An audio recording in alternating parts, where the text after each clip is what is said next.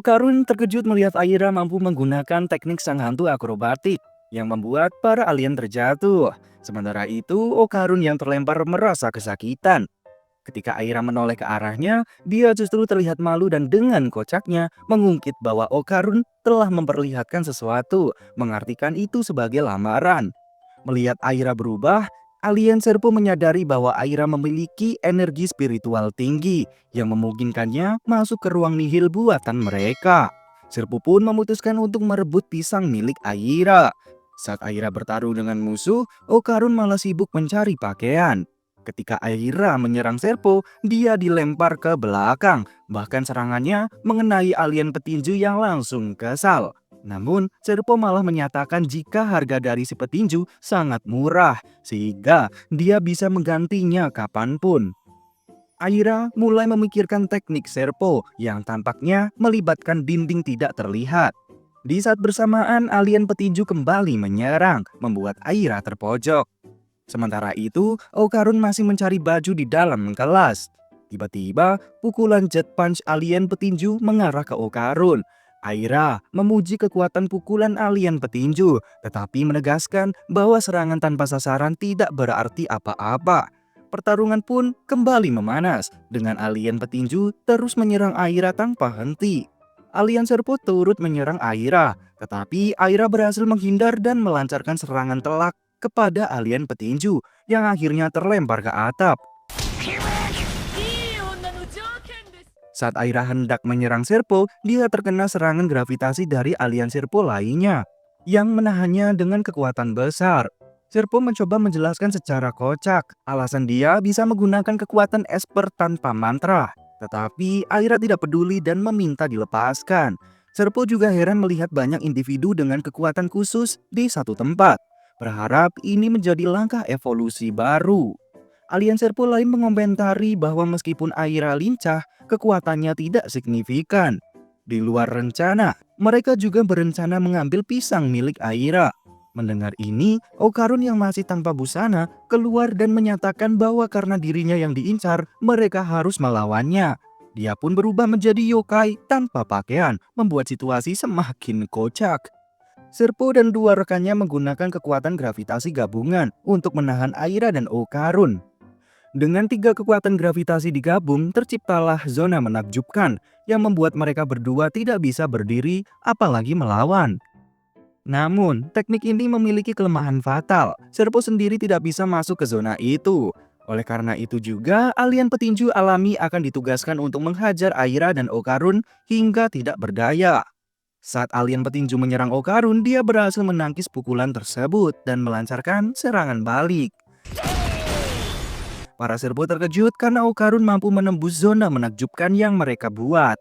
Ternyata kekuatan gravitasi gabungan mereka telah dinetralkan oleh kehadiran Momo Ayase yang muncul dengan tegas menyatakan tidak akan melupakan wajah para alien kocak itu.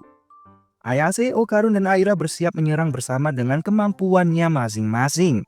Namun secara kocak lagi, Ayase kehilangan fokus setelah mendengar nama Takakuraken, sehingga membuat kekuatan para Serpo kembali menekan mereka. Hal ini membuat Okarun dan Aira mengomel pada Ayase karena tidak menggunakan kekuatannya dengan benar.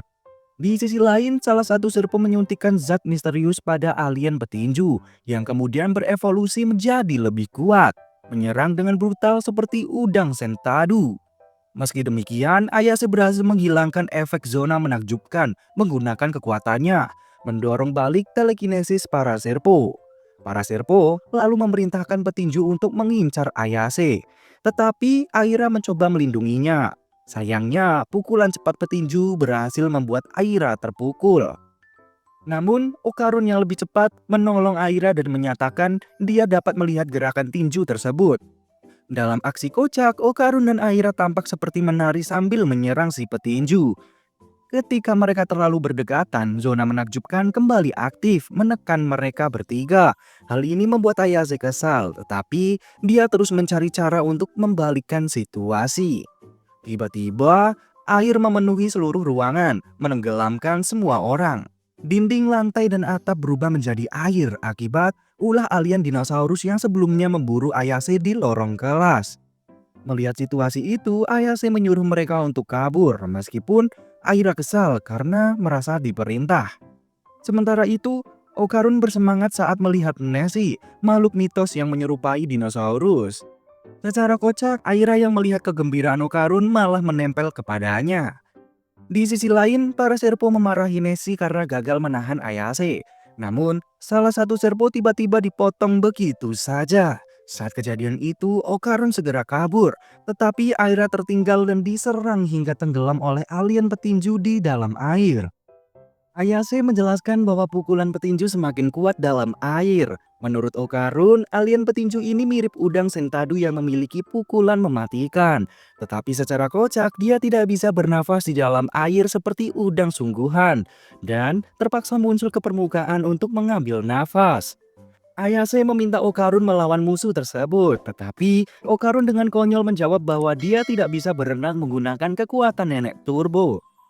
Alien petinju kembali masuk ke air untuk menyerang, memaksa mereka berdua kabur dari serangan kocak itu.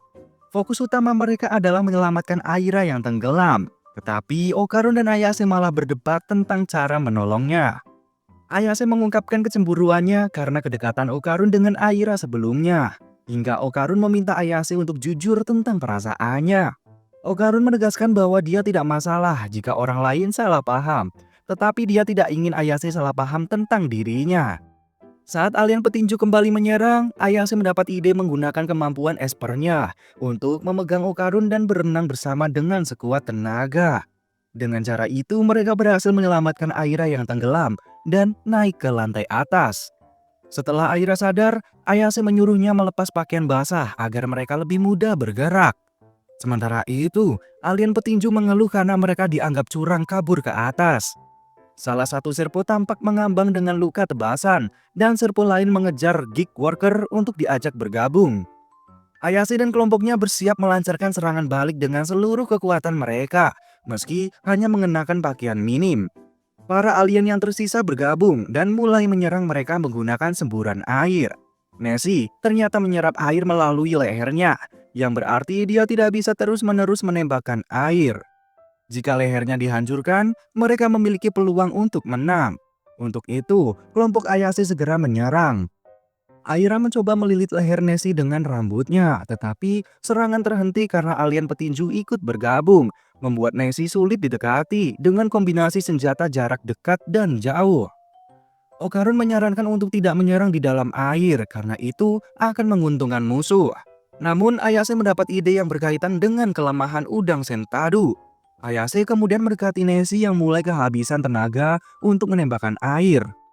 Meski Nessie mengacam Ayase dan menyebutnya sebagai ancaman yang harus dibunuh, Ayase dengan tenang memancing kemarahan musuh. Ketika alien petinju mencoba menyerang dengan pukulan kuatnya, Ayase mengungkap kelemahan mereka. Tinju udang sentadu hanya efektif di air. Jika dipaksa dilakukan di darat, pukulan itu justru akan menghancurkan tubuh mereka sendiri. Musuh masih bisa bergerak dan mencoba menyeret Ayase ke dalam air untuk menenggelamkannya. Namun, Aira menggunakan rambut panjangnya untuk menahan musuh dan membuka jalan bagi Okarun. Tidak lama kemudian, mereka berhasil mengalahkan musuh. Ayase dan Okarun terlihat berpelukan meski tanpa mengenakan pakaian. Ketika mereka kembali ke dunia nyata, mereka merasa lega tetapi tidak sadar bahwa banyak orang sedang menyaksikan mereka dalam kondisi telanjang. Akibatnya, mereka bertiga segera kabur dengan kocak, membuat orang-orang jadi salah paham. Beberapa waktu kemudian, seorang guru yang mengenakan pakaian seperti suster menginterogasi para berandal. Dia menduga mereka dirundung. Meskipun Ayase, Okarun, dan Aira menyangkal hal tersebut, sang guru tetap merasa mereka menyembunyikan sesuatu. Meski kenyataannya tidak ada perundungan yang terjadi. Guru tersebut dengan tegas menyatakan dia tidak akan memaafkan perundungan dan mengaku mendukung Ayase dan teman-temannya. Saat ada seseorang yang menyampaikan bahwa dia mendapat telepon dari ruang guru, dia justru kesal karena orang tersebut tidak mengetuk pintu terlebih dahulu. Sang guru memarahi dan menghukum orang itu sebelum meninggalkan ruangan, sambil meminta Ayase dan kelompoknya untuk menunggu. Setelah guru pergi, Ayase marah besar karena merasa malu telah terlihat telanjang di jalan. Aira pun merasa khawatir bahwa reputasinya akan hancur. Ayase kemudian mengeluhkan betapa keras kepalanya para alien sebelumnya, mengakui bahwa dia tidak akan sanggup jika terus diserang seperti itu. Mendengar hal itu, Okarun menjelaskan bahwa para alien mengincarnya karena kekuatan nenek turbo yang ada di tubuhnya. Ayase lalu bertanya tentang kemampuan yokai akrobatik yang digunakan oleh Aira. Dengan santai, Aira menjawab bahwa dia bisa memakainya karena dia adalah pejuang cantik yang terpilih. Ayase menyadari bahwa itu mungkin terjadi karena dia sebelumnya memindahkan aura akrobatik ke tubuh Aira. Aira dengan kocaknya justru senang saat Okarun menunjukkan kekhawatirannya, menunjukkan tanda-tanda bahwa dia menyukai Okarun. Okarun mengingatkan meskipun mereka bisa bertarung, mereka tetap akan menjadi incaran para alien. Namun, Ayase merasa aneh karena para alien tidak langsung memburu yokai jika itu yang mereka incar. Okarun kemudian menyadari bahwa meskipun para alien memiliki teknologi canggih, mereka tidak menyerang bumi secara langsung karena yokai melindungi dunia ini. Legenda tentang hantu dan iblis tidak hanya ada di Jepang, tetapi juga tersebar di seluruh dunia dan dipercaya melindungi bumi dari invasi alien. Menurut Okarun, meskipun alien memiliki teknologi canggih, mereka tidak bisa menang melawan hantu. Karena itu, mereka menyerang manusia dengan kemampuan spiritual tinggi, seperti dirinya untuk diteliti dan mencari cara mengalahkan hantu. Okarun juga menduga salah satu bijinya yang hilang telah diambil alien untuk penelitian. Namun, penjelasan ini membuat Ayase bingung. Sementara, Aira justru percaya bahwa ini adalah penyelamat dunia. Hal ini membuat Okarun kesal karena penjelasannya tidak dimengerti. Yang lebih penting bagi Ayase adalah rasa malu karena dilihat telanjang di sekolah. Mengingat kejadian itu, Ayase dan Aira kembali tantrum. Ayase merasa orang tidak akan mempercaya apapun yang mereka katakan. Sementara Aira berencana menyalahkan Ayase dengan mengatakan Ayase yang telah menelanjanginya. Ayase yang telah berdebat memilih diam meski akan terlihat seperti penjahat. Ketika dua teman Aira datang menanyakan keadaannya, mereka langsung menyalahkan Ayase atas kejadian sebelumnya. Melihat Ayase yang diam saja, Okarun khawatir Ayase akan dianggap jahat. Setelah Aira pergi, Ayase tidak peduli dengan tuduhan itu dan malah menanyakan kembali kejadian saat Okarun berpelukan dengan Aira di belakang kelas. Okarun menjelaskan bahwa saat itu Aira tiba-tiba mencoba menciumnya. Dan kebetulan Ayase melihat mereka ketika Okarun dan Aira terjatuh. Dia juga mengungkapkan bahwa dia berlatih menjadi lebih kuat tanpa sepengetahuan Ayase agar terlihat keren. Ketika Okarun dan Ayase sedang berbincang, dua teman Ayase muncul dan salah paham, mengira Ayase terjebak dalam cinta segitiga dengan Okarun dan Aira. Mereka menduga insiden saat mereka ditemukan telanjang adalah akibat pertarungan memperebutkan Okarun. Sementara itu, Aira diinterogasi oleh teman sekelasnya yang mendukungnya dan menganggap Ayase sebagai pelaku. Gosip buruk tentang Ayase mulai menyebar, bahkan menyebutnya suka bermain dengan banyak cowok. Merasa bersalah, Aira membela Ayase dengan mengaku sebagai penyebar gosip tersebut dan meminta orang-orang berhenti menyalahkan Ayase, lalu pergi dari kelas. Di taman, Aira merenungkan kesalahannya terhadap Ayase. Tidak lama, Ayase menemui Aira dan mereka mulai berbicara. Ayase bertanya apakah Aira sudah menjelaskan kebenaran pada teman-temannya. Tetapi Aira mengaku malu karena teman-temannya sekarang membenci Ayase. Ayase yang tahu Aira tidak benar-benar menjelekkan dirinya, mulai berdebat dengannya tentang situasi tersebut. Tiba-tiba si petinju muncul dengan cairan putih yang keluar dari tubuhnya, menunjukkan bahwa dia harus mengumpulkan banyak uang demi keluarganya. Saat Aira dan Ayase bersiap melawan, si petinju malah pingsan. Dia teringat momen sebelum meninggalkan anaknya untuk bekerja. Saat bangun, dia berada di rumah nenek Ayase, dan lukanya sudah dibalut perban. Ayase dan yang lainnya menunggu si petinju, dan Ayase menjelaskan bahwa dia adalah alien. Si petinju terharu dan menangis karena diperlakukan baik oleh mereka. Mereka pun makan bersama, meski si petinju makan dengan kasar, membuat nenek Ayase sangat kesal. Terjadi lagi pertengkaran lucu di antara mereka. Si petinju kemudian bercerita bahwa anaknya sakit, terus mengeluarkan darah saat buang air kecil, dan bisa mati jika tidak mendapatkan darah baru setiap hari. Karena itu, dia menjelaskan bahwa planetnya berada dalam zona konflik tanpa sumber pendapatan, sehingga mereka harus mencari uang di tempat lain.